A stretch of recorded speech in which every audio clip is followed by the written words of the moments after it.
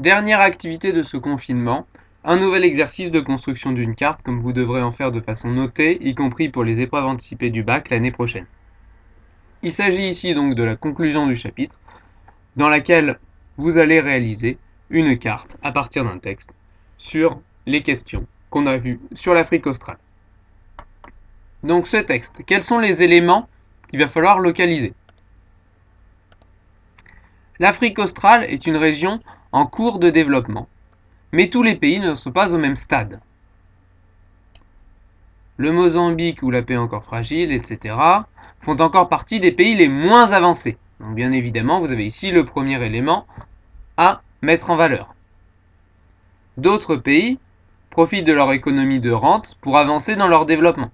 Donc ce sont des pays qui sont en cours de développement grâce à la rente, dont on a déjà parlé.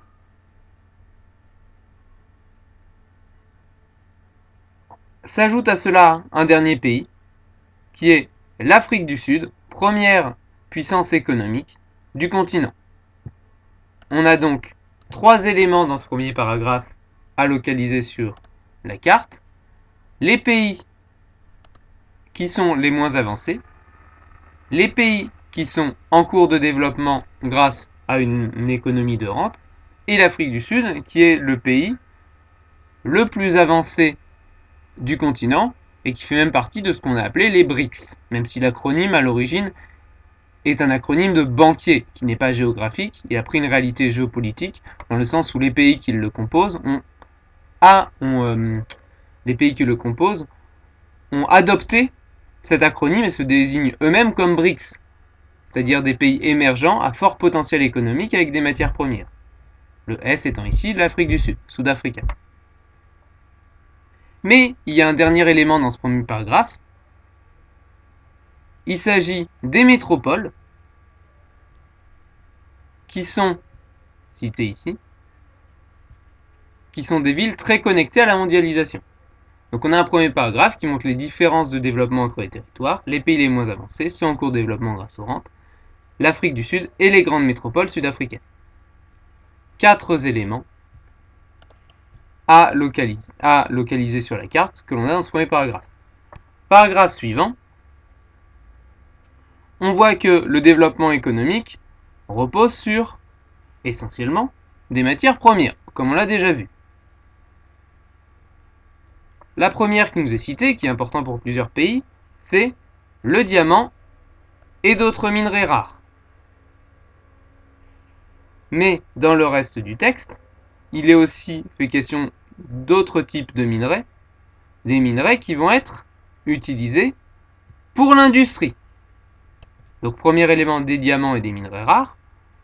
Ensuite, deuxième élément, des minerais utiles pour l'industrie, sans oublier, notamment au Mozambique, l'hydrocarbure. Donc 3 types de matières premières qui sont identifiés dans ce texte. Enfin, dernière partie du document, qui reprend les 3 parties qu'on avait vues avant, les flux régionaux et interrégionaux, avec bien évidemment l'exode rural, entre les pays mais aussi à l'intérieur des pays, avec les réfugiés qui fuient les conflits, mais aussi avec, il ne faut pas l'oublier, un tourisme international qui vient notamment d'Amérique du Nord.